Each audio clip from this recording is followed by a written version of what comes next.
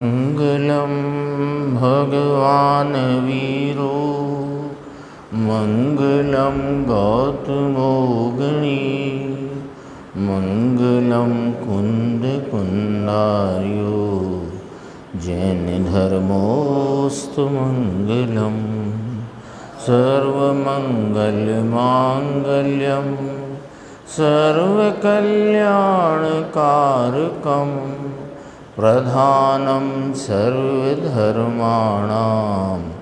जैनं जयतु शासनं सहजानंद चैतन्य प्रकाशाय महीयसे नमो अनेकांत विश्रांति महिमने परमात्मने। आचार्य कुंद द्वारा रचित पंचास्तिका संग्रह नाम का ग्रंथ है और 9 पदार्थों के निरूपण रूप इस अधिकार में पाप आश्रव की चर्चा इस गाथा में आई और पाप परिणाम क्या हैं उनकी बात यहाँ चलती है। 140 गाथा। तो इसमें कहा कि जो आहार, भय, मैथुन और परिग्रह 4 संज्ञाएँ, कृष्ण, नील, कापोत ऐसी 3 लेश्याएँ और इंद्रियाधीनपना उसकी चर्चा है ना। तो इंद्रियाधीनपना, आर्त ध्यान, रौद्र ध्यान और दुष्ट रूप से यानी अशुभ भावों में, कार्यों में लगा हुआ ज्ञान उपयोग, ये सब पाप आश्रव के निमित्त रूप भाव है। तो इंद्रियाधीनपने की चर्चा थोड़ी अपन देखते हैं। 509 पेज। इंद्रियाधीनपना यानी भगवान, आत्मा, अतीन्द्रिय प्रभु। कल अपन जहाँ पढ़ रहे थे उससे थोड़े ही आगे है, 2 पैराग्राफ छोड़ के। इंद्रियाधीनपना भगवान, आत्मा, अतीन्द्रिय प्रभु। सो यह इंद्रियां तो जड़ की मिट्टी की हैं और अंदर देखने वाला तो इन इंद्रियों से पार है। कौन इंद्रियां? कल भी चर्चा की थी। इंद्रियों के विषयभूत पदार्थ उनसे भी न्यारा है और यह जो जड़ द्रव्य इंद्रियां इनसे भी न्यारा है और इनका अवलंबन लेती जो खंड खंड भाव इंद्री उससे भी यह अतीन्द्रिय महापदार्थ भिन्न है। अंदर देखने वाला तो इन इंद्रियों से पार है और भावेंद्रिय अर्थात एक एक इंद्रिय का विषय जो एक एक जानने की योग्यता है वह तो खंड खंड है, वह भी इंद्रिय में गई, वह भी उससे भी न्यारा निराला भिन्न ज्ञायक भगवान है। तो अंदर वस्तु पूर्ण स्वरूप अतीन्द्रिय आनंद है, उसकी रुचि दृष्टि किए बिना अनादिकाल का अज्ञानी ये 5 इंद्रिय के जो इसको इंद्रियाधीनपना है उससे नहीं छूट सकता, ये कहना चाहते हैं यहाँ, है ना। जो पापाश्रम की चर्चा आई ना, तो पापाश्रम में मुख्य तो मिथ्यात्व को ही लिया, लेकिन और विस्तार से जब कहा तो आहार, भय, मैथुन, परिग्रह ये 4 संज्ञाएँ, कृष्ण, नील, कापोत 3 लेश्याएँ और लेस्या के संदर्भ से कल दृष्टांत भी आया आम के वृक्ष का, विस्तार से 6 ही लेस्या का वर्णन उसमें आ गया। और इंद्रियाधीनपना कल भी चर्चा आई थी, आज और थोड़ी चर्चा है उसकी। इंद्रियाधीनपना क्या कि वर्तते हुए जो उपयोग के कार्य में यानी वर्तता हुआ उपयोग उसकी जो जानने रूप प्रवृत्ति उसमें जड़ इंद्रियों के अवलंबन से इंद्रियों के विषय को जानती, तो एक समय में एक विषय को जानती है, एक साथ सबको नहीं जानती।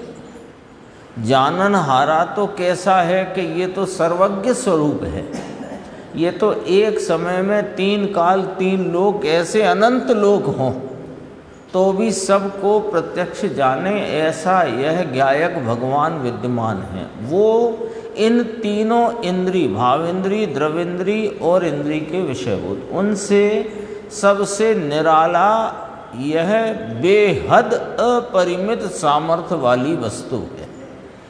अब जब यह अपने स्वरूप को नहीं देखता, नहीं जानता, नहीं पहचानता, तो इसकी जो प्रवृत्ति बाहर को जाती है, तो बाहर की प्रवृत्ति में यह मूर्तिक पदार्थों के स्पर्श रस गंध वर्णादिक विषयों को जानने में प्रवृत्ता है। और उनको जानने जाता है तो पहला नियम कि एक समय में प्रवर्तित उस ज्ञान के एक परिणाम में ये एक विषय को जानता है ना। पूरा गुलाब जामुन हो तो उसमें अपन देखेंगे ये तो काला या गुलाबी रंग है, मुलायमियत है, खुशबू है, मिठास है, बहुत भाव हैं, सभी भाव हैं, तो उन सब भाव को एक साथ नहीं जान सकता। जब वर्ण भाव को जानता है तो उसके स्पर्श को नहीं जानता, स्पर्श को जानता है गंध को नहीं जानता, गंध को जानता है तब रस को नहीं जानता। ऐसी ये परावलंबी प्रवृत्ति है। परावलंबी क्यों? कि एक तो वे विषय हैं, सो तो विषय हैं, उनकी कोई बात नहीं, लेकिन ये जड़ इंद्रियों का अवलंबन लिए बिना नहीं प्रवर्तता उन विषयों को जानने, तो परावलंबी हुआ। और स्वस्वरूप को जानने में किसी का अवलंबन नहीं, वो निरावलंबी है। तो ये परावलंबी ज्ञान जो प्रवर्तित है भावेंद्रीय रूप से, वो भी वास्तव में इंद्रिय में ही डाला गया है। क्यों? क्योंकि वह इस अतीन्द्रिय महापदार्थ से न्यारा है। उससे अतीन्द्रिय महापदार्थ की पहचान नहीं होती, उससे यह अतीन्द्रिय महापदार्थ विषय नहीं बनता। ये अलिंग ग्रहण के शुरू के दो बोल, आत्मा इंद्रिय ज्ञान से जानता नहीं और इंद्रिय ज्ञान द्वारा जानने में आता नहीं।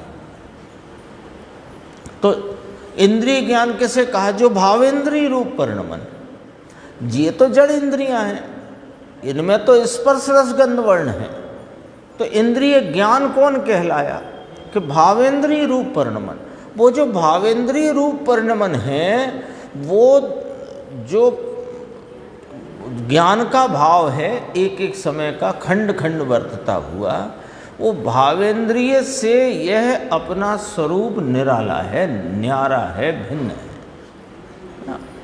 तो वो उसको जानने जाता है, ये परावलंबन है, ये परावलंबन है। तो ये वास्तव में इंद्रिय ज्ञान जानता ही नहीं है, जानता तो ज्ञायक भगवान है। खंड खंड प्रवर्तता ज्ञान है, दरअसल में वो जानता नहीं। ऐसा अलिंग ग्रहण की 172 नंबर की गाथा टीका जिसकी अमृत चंद्र आचार्य भगवान ने की, 20 बोल लिखे जान अलिंगहिणम इस शब्द पर से।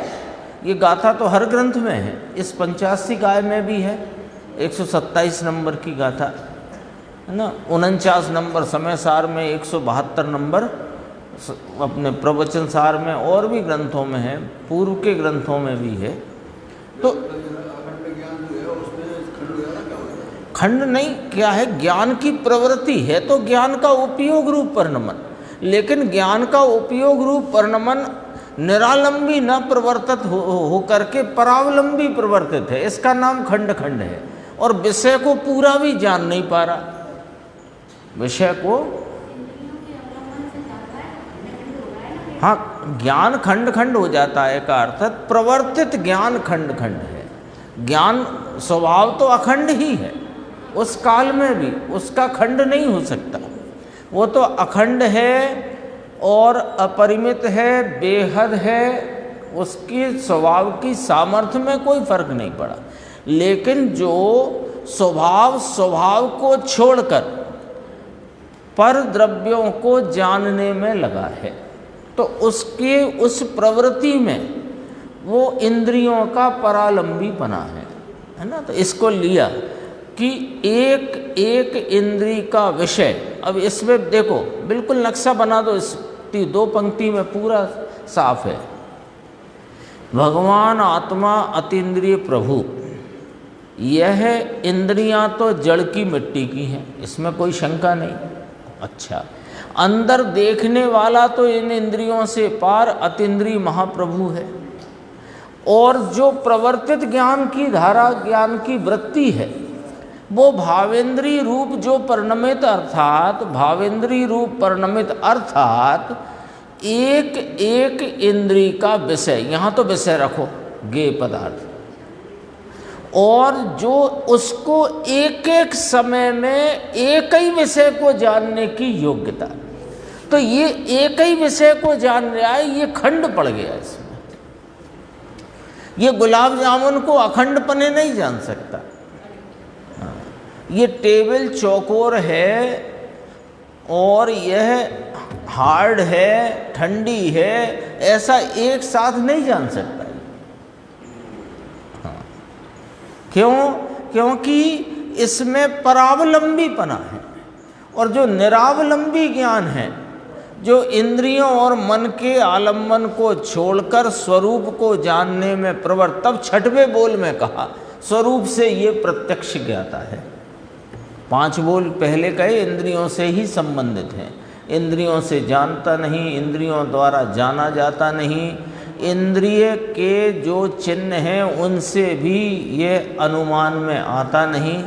जैसे कि धुआं देखकर अग्नि का अनुमान किया जा सकता है, ऐसे इसका अनुमान इंद्रिय प्रत्यक्ष चिन्हों से नहीं किया जा सकता। और अनुमाता मात्र नहीं, अनुमेय मात्र नहीं, ऐसे 5 बोल कहकर फिर कहा यह तो स्वभाव से प्रत्यक्ष ज्ञाता है। तो दोनों बातें आ गई ना, 6 बोल में सारी बात समा गई। फिर आगे तो कहा उपयोग का हरण नहीं हो सकता, उपयोग पर के द्वारा लाया नहीं जाता। फिर बहुत, वो तो गंभीर है विषय बहुत ही, अलिंगरण के 20 बोल।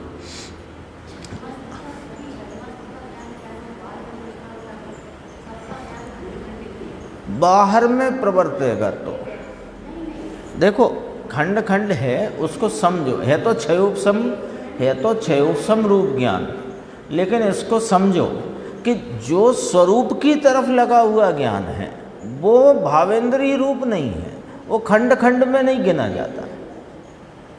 यह है तो वो भी पर्याय है, तो वो भी पर्याय, वो कोई वस्तु तत्व या स्वभाव स्वरूप नहीं है त्रिकाली, है तो एक समय की पर्याय।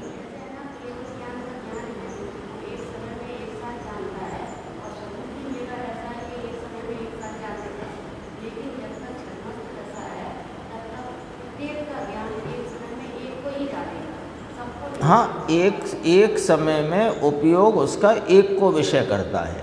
तो जब स्व विषय उपयोग में होता है तो पर विषय उपयोग में नहीं होता। ये नियम बराबर है, पर अपन बात कर रहे हैं भावेंद्रीय रूप ज्ञान की।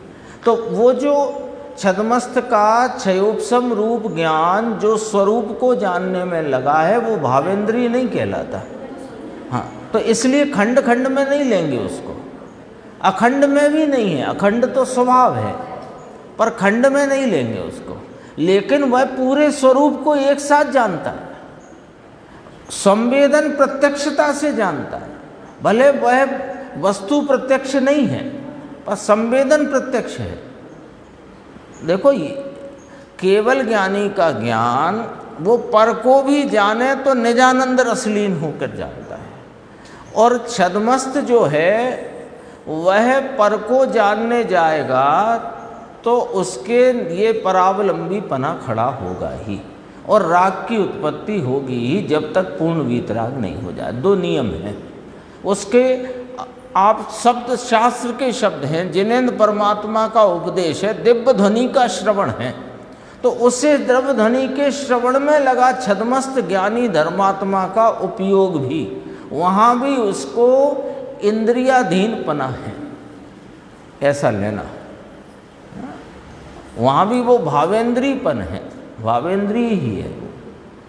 लेकिन जो मन और इंद्रिय का अवलंबन छोड़कर सीधा स्वरूप को जानता हुआ, तो वहाँ स्वसंवेदन प्रत्यक्षता है, अतीन्द्रिय ज्ञान है। उस ज्ञान को अतीन्द्रिय ज्ञान कहें।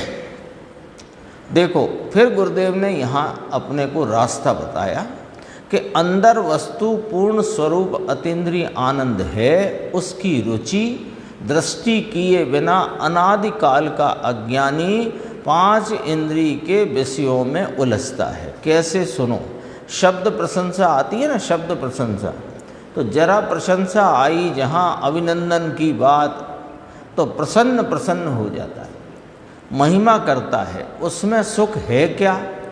मज़ा पड़ता है तो उसके लिए तो हम दृष्टांत देते हैं, उसमें सुख होता है क्या, है ना। फिर नीचे कहा 2 रुपये का लिखैया बुलाया कि भाई साहब के बारे में बहुत अच्छा अच्छा लिखो, तो उसने लिख दिया, उसने सुना दिया, ये खुश हो गए। ऐसा इंद्रियाधीनपना है। आगे जो चर्चा है, थोड़ी सी चर्चा उसकी है। फिर आर्त ध्यान रौद्र ध्यान की बात यहाँ ली, और ये बहुत गुरुदेव ने बहुत स्पष्टीकरण इसमें किया है। कहते हैं इंद्रियाधीनपना राग देश के उदय के प्रकर्ष के कारण, और फिर उद्रेक, कल भी अपन ने बात की थी। प्रकर्ष शब्द माने तीव्रता, उग्रता, और उद्रेक माने बहुलता, अधिकता। थोड़ा शब्द का फर्क है, उसमें भाव फर्क भी समझना। तो उग्र रूप से जो राग देश के उदय की उग्रता में इंद्रियाधीनपना खड़ा हुआ, वह पाप परिणाम है। राग देश के उद्रेक के कारण अब यहाँ से बात करते हैं आर्त ध्यान की, कि प्रिय के संयोग की आर्त ध्यान की बात करते हैं। आर्त ध्यान, आर्त ध्यान माने समझना। अब जरा अपने आनंद का ध्यान छोड़कर, यानी उसे ध्येय ना बनाकर, अनादि का इसने आर्त ध्यान और रौद्र ध्यान किया है। आर्त ध्यान की क्या भाषा है? आर्त माने होता है पीड़ा। आर्त है ना, आर्त माने पीड़ा। तो ये पीड़ा का जो भाव है, वो भाव में पिलता है। नीचे लिखा जैसे तिल घानी में पिल जाते हैं, उसी प्रकार आर्त नाम बुरे खोटे पीड़ा रूप परिणाम से आत्मा की शांति पिल जाती है। देखो, सब आर्त को, आर्त किसको का? पीड़ा को, शाब्दिक अर्थ पीड़ा।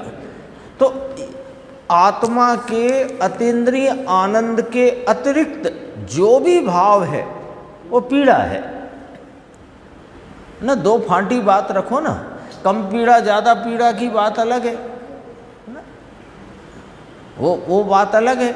लेकिन कम पीड़ा ज़्यादा पीड़ा की बात नहीं। पीड़ा के सामने शांति, शांति स्वरूप अपना चैतन्य भगवान, इसके आनंद के नहीं होना, यही पीड़ा है। तो जब उपयोग स्वरूप को छोड़कर बाहर में जाता है, तो वहाँ आर्त ध्यान कहा। अब देखो, उसमें मूलतया 4 बातें कही हैं।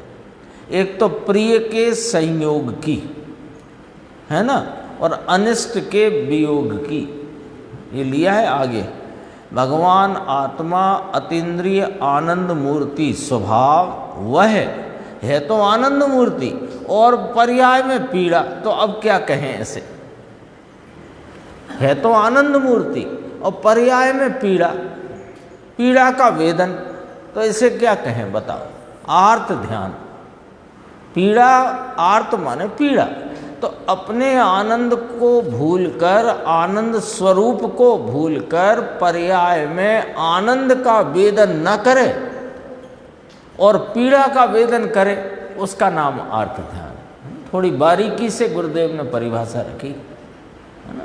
अपन कहते हैं कि जो पापादिक कार्यों में लगा तो आर्त ध्यान है। सब ध्यान आर्त है जो स्वरूप को छोड़ के लगा, सब ध्यान आर्त है।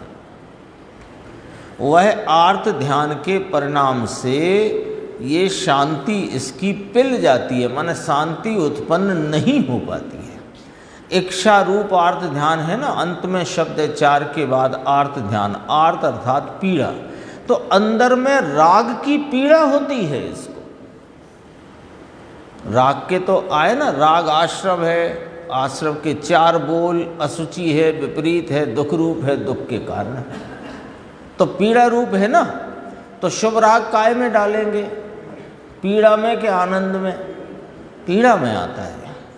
राग क्लेश पीड़ा क्या कहते हैं? देखो, उद्रेक के कारण प्रिय के संयोग की, प्रिय का संयोग मिला ना, लक्ष्मी, स्त्री, कुटुंब, पुत्र, दामाद, ये प्रिय, इसका संयोग बना रहे ऐसी इच्छा रूप, ये आर्त ध्यान है। और आगे लेंगे, देखो इसकी खोज। फिर दूसरा लिया प्रिय का संयोग, अनिष्ट का वियोग। आगे कहा वेदना से छुटकारा की। ये थोड़ा समझना, आया डॉक्टर का आया लो शरीर में रोग, शरीर में रोग से छुटकारा, ऐसा विचार, ऐसी कलुषितता, ये आर्त ध्यान है। देवानुप्रिया, उसमें तो यही याद आया, इस शरीर को ये हुआ, इस शरीर को ये हुआ। पूरे दिन 24 घंटे, रात्रि में निवृत्त हो तो सोए नहीं, है ना। ये मोहन भाई तुम्हारे भाई की बात करते हैं, रात्रि में ये काम कहाँ तक लगाना है, कहते हैं आर्त ध्यान है। लो सुनो, शरीर की पीड़ा, वो शरीर की अवस्था, वह रोग के कारण नहीं है। शरीर की अवस्था यानी दशा शरीर के अस्तित्व में है, आत्मा में कहाँ? अपने आत्मा के अस्तित्व में उसका स्पर्श ही नहीं है।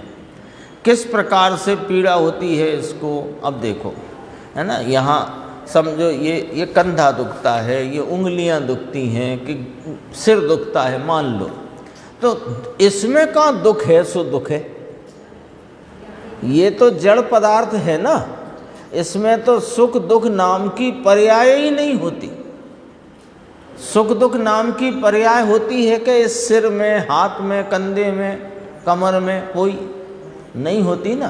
तो दुखता है, सिर दुखता है, ये जो अपन बोलते हैं, जाएंगे डॉक्टर के पास तो बोलेंगे क्या तकलीफ है? सिर दुखता है। तो वास्तव में सिर दुखता है कि तेरा जो शरीर के प्रति राग है, और उस राग की प्रवृत्ति में जो शरीर की अवस्था में कोई परिवर्तन हुआ, वह तुझे अरोचक लगता है, ये दुखता है कि शरीर दुखता है। देखो, बात की जो हो रहा है, वो जिस प्रकार का राग है शरीर का, वो चल रहा है, कोई ऐसे नहीं मिटने वाला है, कोई ये व्याख्यान सुन के मिट जाएगा। लेकिन असलियत तो जान लो, ये व्याख्यान सुन के मिट जाएगा, ये उस शरीर का राग हम ये नहीं कहते। लेकिन राग रहित आत्मा तो मिल सकता है ना। जो कितनी स्पष्टीकरण है यहाँ पर। सिर दुखता है, पेट दुखता है, कमर दुखती है, कंधा दुखता है, गर्दन दुखती है, दुखता क्या है ये तो विचार कर लो। इसमें सुख दुख नाम की पर्याय नहीं, ये कैसे दुख है? दुखता तो है, दुखता माने दुख का वेदन, दुखता माने दुख का वेदन। अब दुख का वेदन करता है आत्मा, तो क्यों करता है? कि उसे जो शरीर के प्रति राग है, तो शरीर की अवस्था में परिवर्तन होने से, है ना। कोई कोई को तो यही दुखता है। मान लो जैसे किसी का चेहरा साफ है, गोरा, अब वो काला पड़ गया मान लो कोई वजह से, तो उससे कोई दर्द तो है नहीं, लेकिन उसे यही दुख रहा है। तो दुख रहा है कि नहीं दुख रहा? क्योंकि उस कालेपन से अरोचकता है, वो अरोचकता दुख रही है, और कुछ नहीं दुख रहा है। अरे राग करता है, उसकी पीड़ा है, पर की पीड़ा कहाँ? देखो, असलियत तो समझो, वास्तविकता क्या है, वस्तु स्वरूप क्या है, वो तो समझो। आर्त ध्यान तो छूटेगा तब छूटेगा, लेकिन छूटेगा शुद्ध उपयोग से। कल सुनना परमात्म प्रकाश की 63 नंबर का था, तब मालूम पड़ेगा उसमें। पर की पीड़ा कहाँ है? वह तो जड़ मिट्टी है, उसके अस्तित्व में रजकण में तो रंग गंध रस स्पर्श का अस्तित्व है। वह अस्तित्व नाम मौजूदगी आत्मा के अस्तित्व में प्रविष्टि ही नहीं है। बोलो, डॉक्टर ने एमआरआई करी, सीटी स्कैन करा, उसमें कहा कैंसर है। अब बताओ कैंसर कौन को हुआ है? शरीर की अवस्था में परिवर्तन हुआ है, और ऐसा परिवर्तन हुआ कि तुम पूर्व की अवस्था नहीं ला सकते, तो कह दिया कैंसर, या नहीं होने की योग्यता है, ऐसे समझो। पूर्व की अवस्था है ना। आप बता दो, जो आपकी मान लो 20 वर्ष की उम्र में जो स्फूर्ति थी, अब वो स्फूर्ति वापस नहीं ला सकते, तो उसको सोचोगे तो दुखी होगे। तो दुख काय का खड़ा किया? कि उसके प्रति के राग और इच्छा से दुख खड़ा हुआ।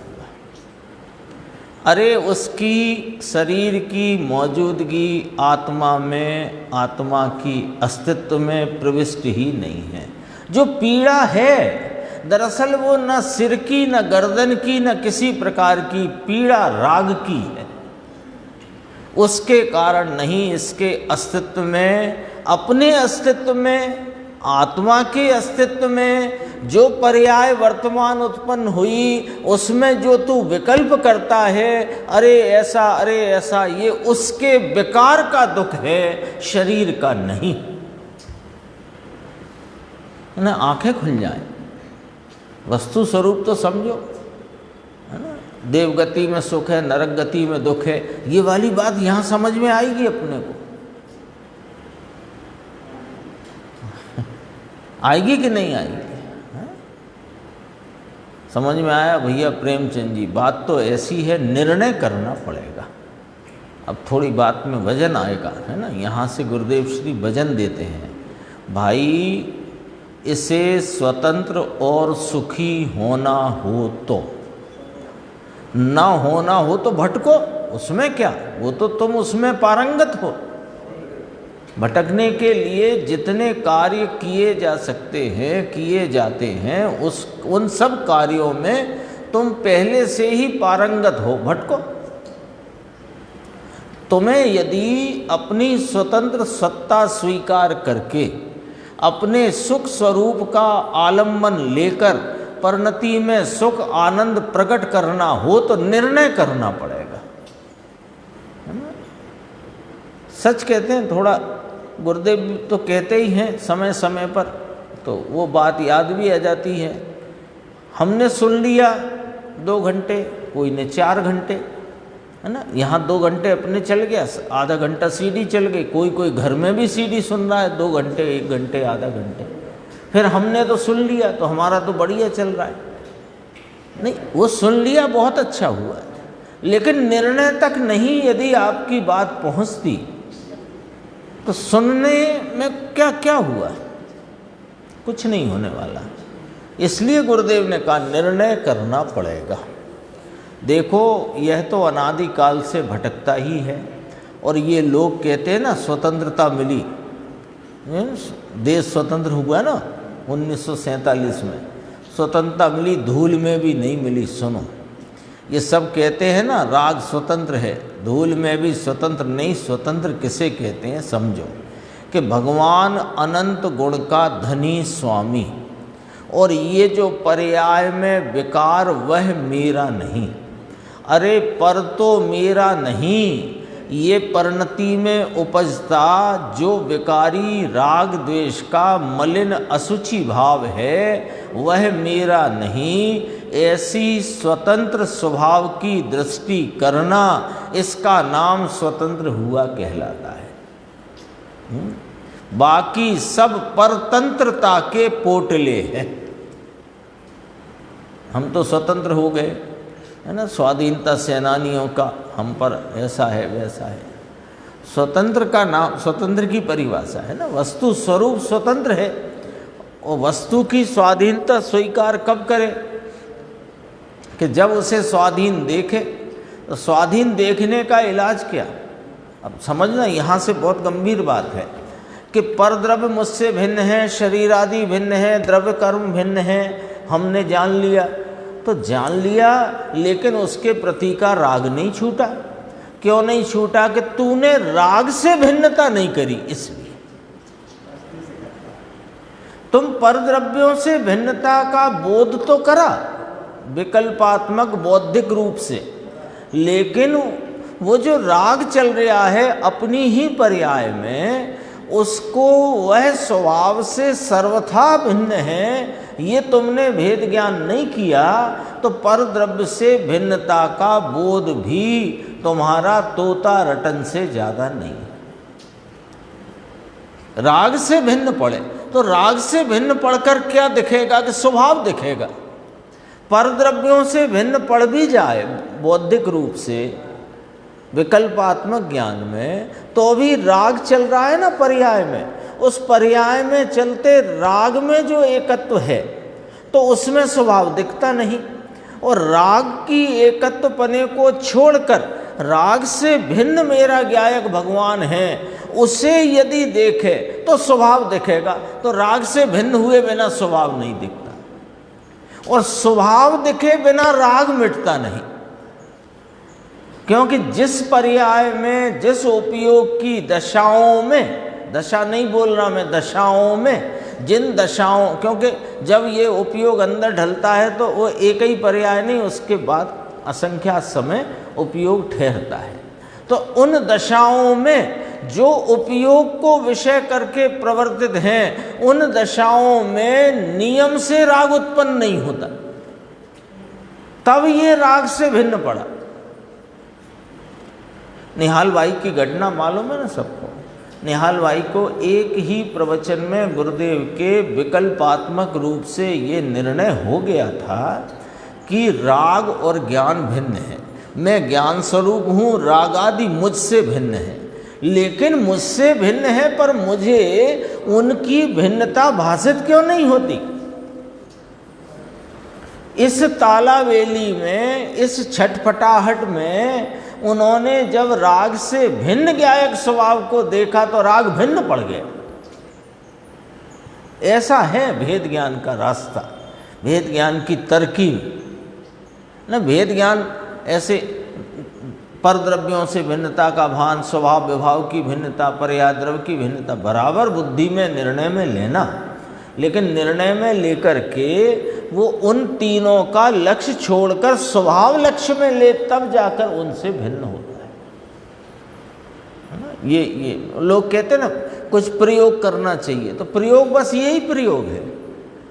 तो इसके पहले कोई प्रयोग है कि इसके पहले तो तत्व निर्णय करो। विकल्पात्मक रूप से सुना जाता है, विकल्पात्मक रूप से समझा जाता है, विकल्पात्मक रूप से निर्णय किया जाता है। फिर प्रयोग क्या हुआ कि उनसे भिन्न पढ़ के स्वभाव को का लक्ष्य करे, ये प्रयोग है और कोई प्रयोग नहीं है ना। ध्यान के शिविर लगा दो, और शिविर में लगा के ध्यान किसका करेगा, निर्णय ही नहीं तो बाकी सब परतंत्रता के पोटले हैं। राजा महाराजा नेता सब पराधीन, पराधीन, सब पराधीन। ये तो देश के है ना, राष्ट्रपति पराधीन, प्रधानमंत्री पराधीन। सुखी है प्रश्नवाचक, धूल में भी सुखी नहीं कौन कहता है। अरे 10-10 हजार का वेतन मिला। अब ये तो 50 साल पुराना प्रवचन है ना, तो उस समय की बात करी। 10-10 हजार का वेतन, अब तो मजदूर को मिले 10 हजार का। बड़ी पदवी मिली। हम भी जब पढ़ते थे ना 5वीं क्लास में, तो सामाजिक अध्ययन नाम की एक पुस्तक थी, तो उसमें लिखा था राष्ट्रपति का वेतन 10,000 रुपये होता है। हाँ, तब बहुत था वो। परंतु क्या हुआ, पदवी किसकी?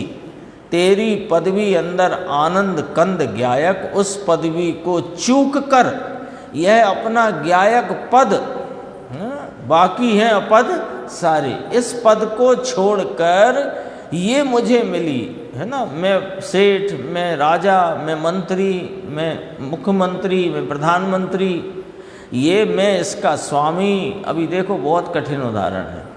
विष्टा के ढेर पर कुत्ते को बैठाया हो, ऐसा है। ये सेठी और कुत्ता मानता है बहुत विष्टा मिल गई और थोड़ी थोड़ी खाता है।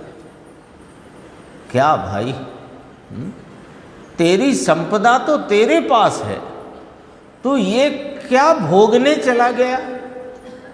राग की असुचिता को भोगने जाता है।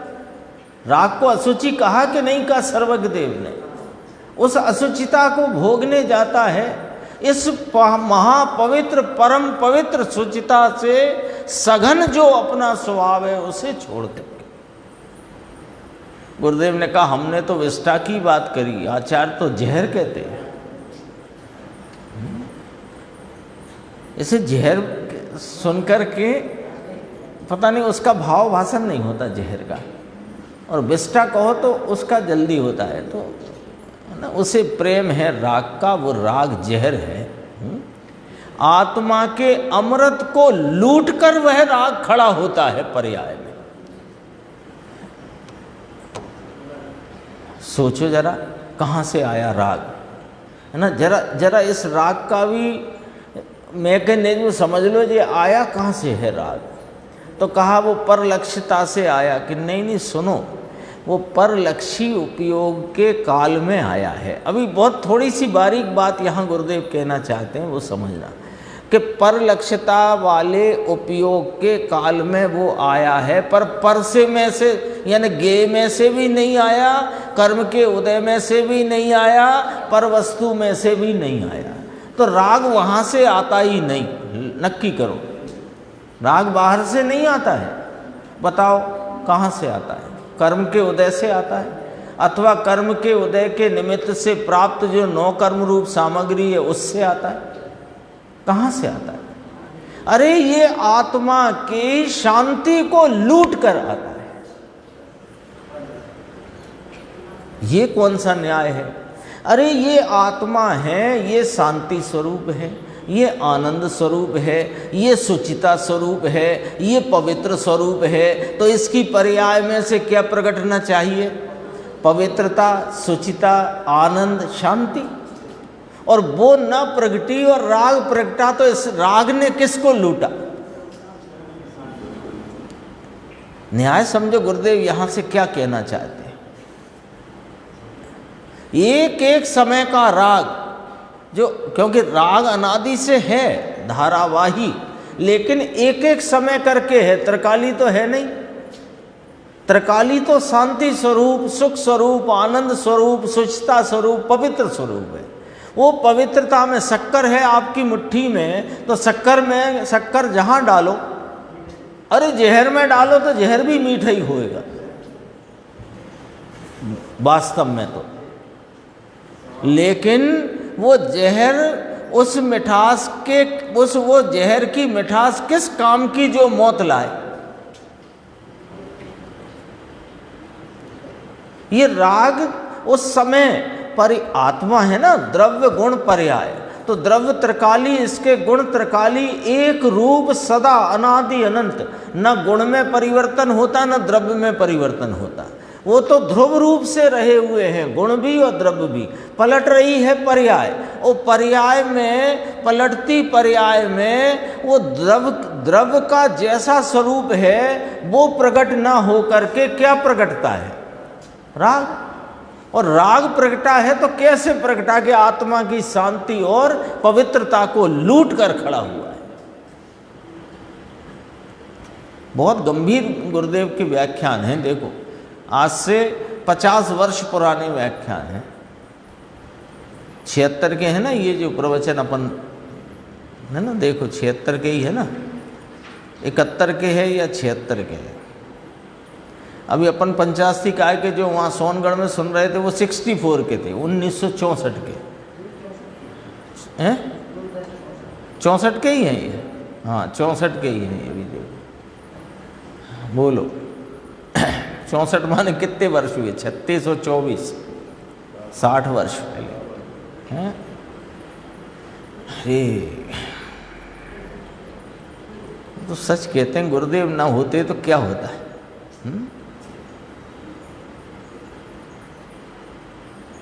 देखो आत्मा के अमृत को लूट कर वह राग होता है, वास्तव में ऐसा नहीं, उससे विशेष है ना। इतना कहा फिर कहा उससे विशेष है। देखो यहाँ अर्थ ध्यान समझाना है, ये कहना है। वहाँ क्या कहते हैं कि वेदना में से छुटकारा चाहता है। वेदना में से छुटकारा कब मिटे कब मिटे कब मिटे, कोई देव आए और मिटाए, कोई दवा दे और मिटाए, उसका ही विचार यह आर्त ध्यान है। क्या है, अब देखो, अब वस्तु स्वरूप समझो क्या है। ऐसा राग आता है, चल रहा है अभी, तो ये कैसे मिटेगा कि राग से भिन्न गायक भगवान का को वो विषय बनाने से, और कोई रीति नहीं है। तो क्या है, वेदना तो मिटने की होगी तो मिटेगी, तेरी कल्पना से नहीं मिटेगी, दवा से भी नहीं मिटेगी। दवा तो निमित्त मात्र है, और निमित्त कब के मिटेगी तब उसे निमित्त कहा जाता है। बोलो, सब अनुभूत है सबको।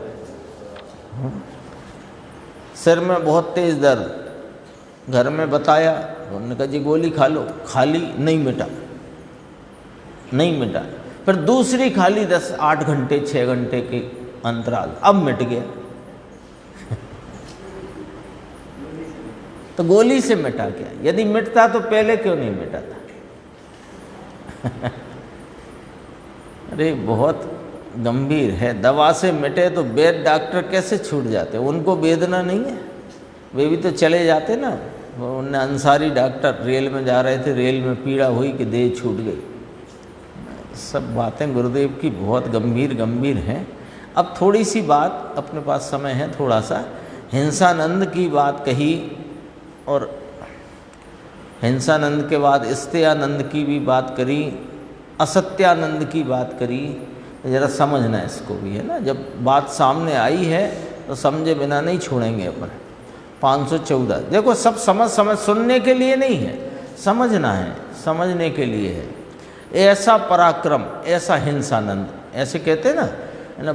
अब ये जो कोई प्रकार के क्षत्रिय राजा, आजकल क्षत्रिय क्या बात, राजपूत आदि, तो वे राजा क्या है, उनमें जाओ दरबार में, उनका जो है ना आजकल की भाषा में ड्राइंग रूम में, तो वे हिरण, शेर, उनके वो मुंह लगा के रखते हैं ऐसे। हाँ, फिर कोई जाए उनके यहाँ और फिर बताते हैं, अरे ये तो ऐसे कि इन्होंने इतने तो शेर और इतने तो हिरण, इतने तो ये, इतने तो ये। उसमें वो आनंदित, सुनने वाला, सुनाने वाला और जिसका पराक्रम बता रहा है वो सब आनंदित। सब कौन से ध्यान से पीड़ित हैं? हिंसानंदित। गोंडल में राजकुमार नहीं, सिंह को मारने गए। गोंडल एक स्थान है गुजरात सौराष्ट्र में। लो ये दशा, हिंसानंद देखो कितने को मारा, तो कहे मैंने सिंह को मारा, है ना। अब ये मरने के समय में जाओ नरक में नीचे। सिंह को मारा और यहाँ आनंद उसका लिया सालों साल, अब जाओ नीचे। ऐसे परिणाम का फल भान है या नहीं? ऐसे परिणाम का फल क्या आता है भैया, तुम्हें मालूम है कि नहीं? ये कह रहे हैं गुरुदेव। प्रतिकूल ऐसे दुख देने के ध्यान कहीं है कि नहीं? इतनी प्रतिकूलता कि जिसके प्राण का संहार किया, इतनी प्रतिकूलता के स्थान जहाँ हो वहाँ उपजेगा तेरा फल, तेरे फल में ये होगा। उसे नरक कहते हैं। आगे तो लिया, ये लिया। ऐसे प्रतिकूल ऐसे स्थान वर्तमान में है नहीं, सरकार क्या करे? एक बार फांसी देगी, है ना। मान लो शिकार बंद कर दिए गए सरकार के नियम से, और कदाचित शिकार किया या किसी व्यक्ति को ही तुमने मार दिया, तो सरकार क्या करेगी? एक बार फांसी देगी। अरे ये फांसी कोई सज़ा नहीं है तेरी, सज़ा तो इन पहले नरक की भी आयु 10,000 वर्ष है। यहाँ फांसी हो, 20-25 साल की उम्र कैद हो, लेकिन वहाँ तो कम से कम 10,000 वर्ष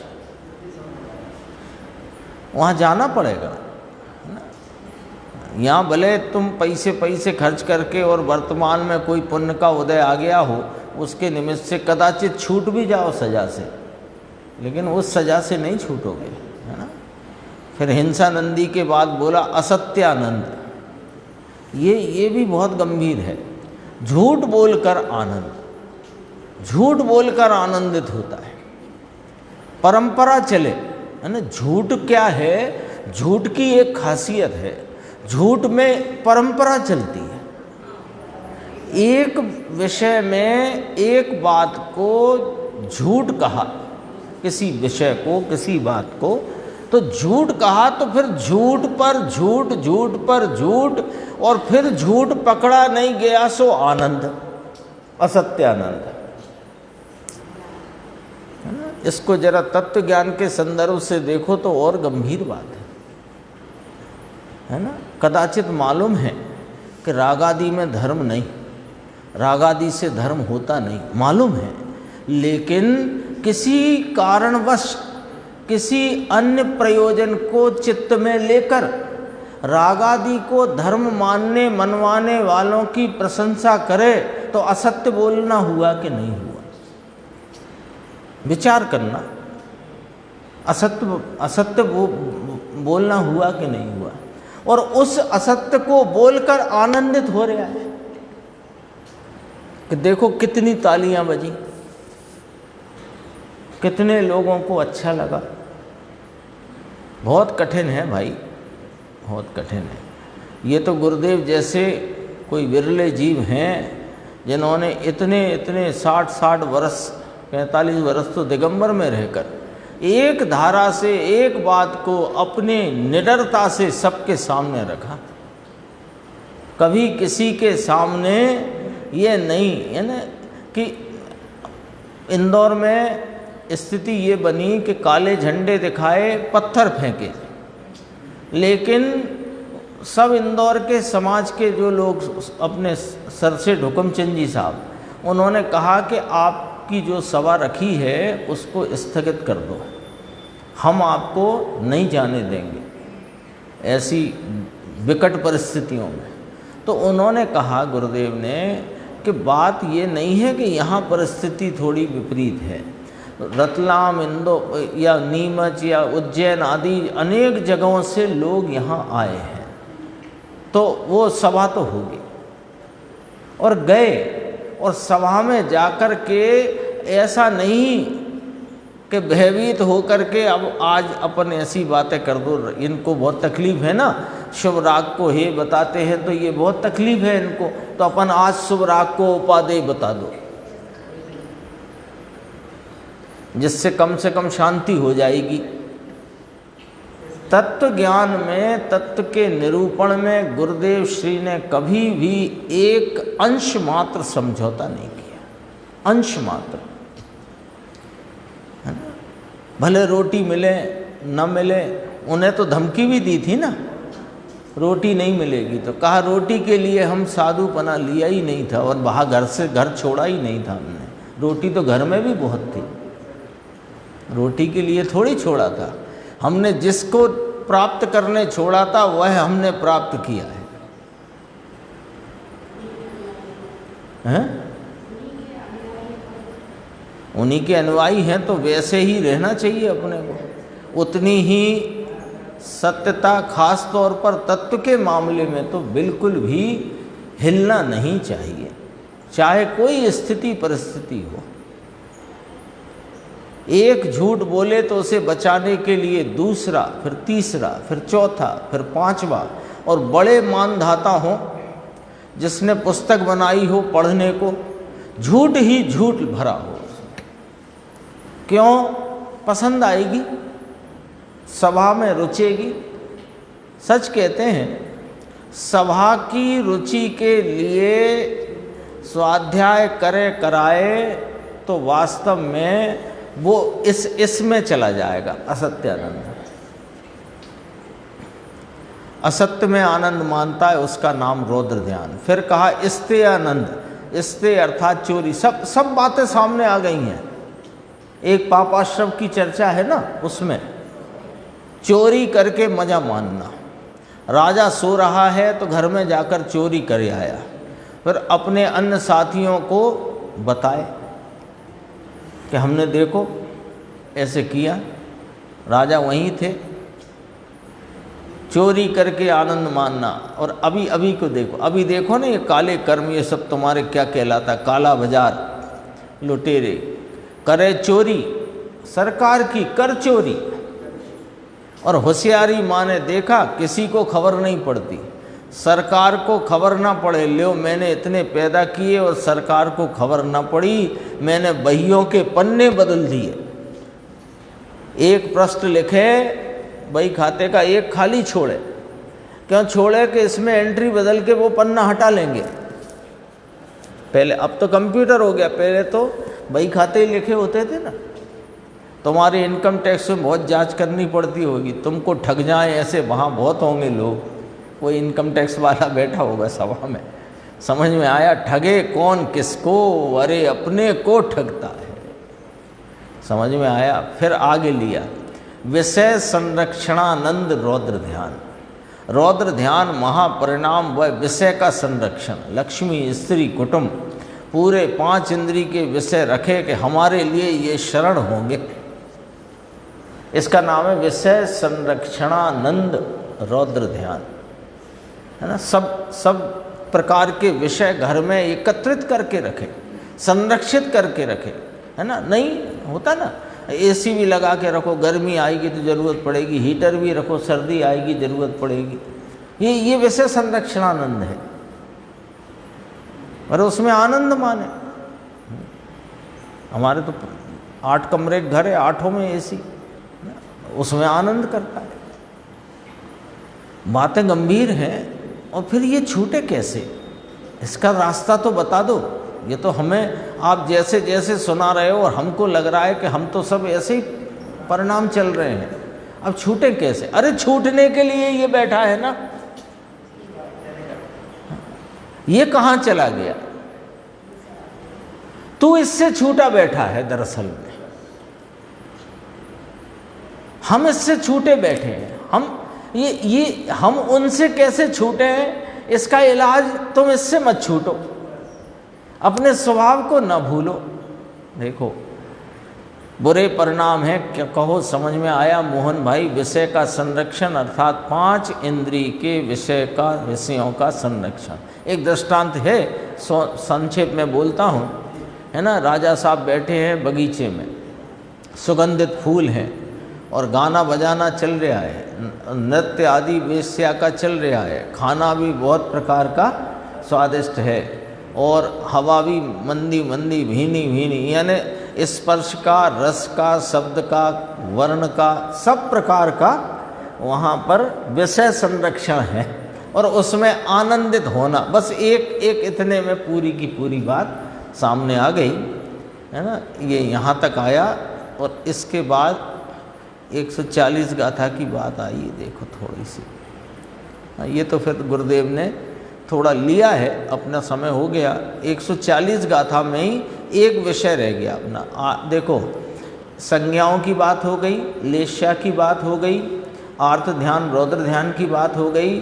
अब कहा निष्प्रयोजन शुभ कर्म से अन्यत्र अशुभ कार्य में दुष्ट रूप से लगा हुआ ज्ञान। ये भी पापाश्रम का निमित्त भाव है ना। इसमें बहुत खोला है गुरुदेव ने, लंबी चर्चा है। बस थोड़ा इतना ही समझना कि अभी ज्ञान का कोई क्षयोपशम का भाव, थोड़ा अच्छे विकास को प्राप्त है, अच्छी खिलावट है ज्ञान के क्षयोपशम की। उस ज्ञान के क्षयोपशम को धंधा पानी, व्यापार, पढ़ाई लिखाई, लौकिक, इसमें लगाना, ये सब दुष्ट रूप से लगा हुआ ज्ञान है ना। सामान्य आपको बताया, इसकी चर्चा बहुत है, अपन आगे की स्वाध्याय